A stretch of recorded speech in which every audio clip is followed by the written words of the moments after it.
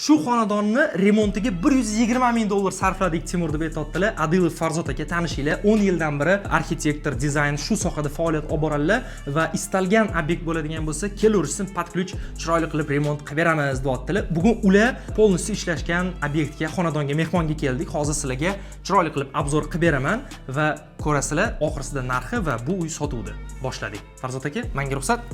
Obzorni boshlaymiz. Marhamat. Luxury neoklassika uslubida ta'mirlangan ushbu chiroyli kvartiramiz 100 kvadrat metr kattalikda. Hozir esa biz studio formatidagi xonadamiz. Bu yerda o'zini dam olish zonasi, 6 kishi uchun mo'ljallangan stol va shinamgina chiroyli kuxnyasi bor. Bu yerga esa kotyol akkuratni qilib berkitib ketilgan. Aytgancha, ushbu uyga to'liq obzorni bizni Uyma-uy YouTube kanalimizda tomosha qilsangiz bo'ladi. Sanuzilga umuman gap bo'lishi mumkin emas. Tabiiy effektlarni berib turishibdi. Mana bu yerda qara, Salohiddin pastida toshlari bor, Onyx ishlatilgan, orqasida podsvetkalari bor, xohlasang vanna bor, xohlasang mana bu yerda dush bor o'rtoqlar. Hammasini chiroyli qilib qo'yishgan. Keramik granitlar ham juda ham chiroyli, sifatli va prixoshkaga kiradigan bo'lsanglar, prixoshkadagi mana bu keramik granitdachi Salohiddin fosfor ishlatilgan.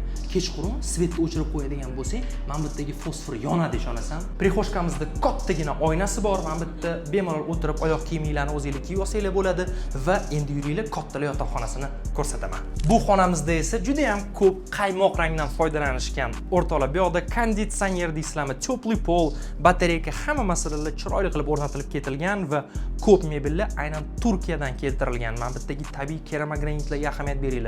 Katta o'rtoqlar, televizor, hamma sharoitlari bor. Menga juda ham yoqdi.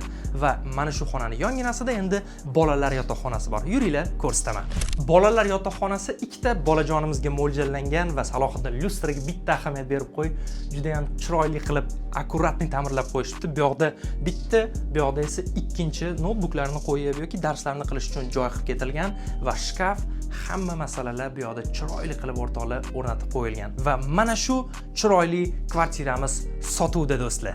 Narxiga keladigan bo'lsak, 300 ming dollar so'rashyapti. Toshkent shahrining markazi Hamid Olimjon Novostroykani 9-etajda joylashgan va uyma-uy loyihasidan agar kelishsa, albatta chiroyli kelishtirib beradigan joyimiz ham bor deyishyapti. Shuning uchun pastdagi raqamlarga bemalol murojaat qilsanglar bo'ladi o'rtoqlar.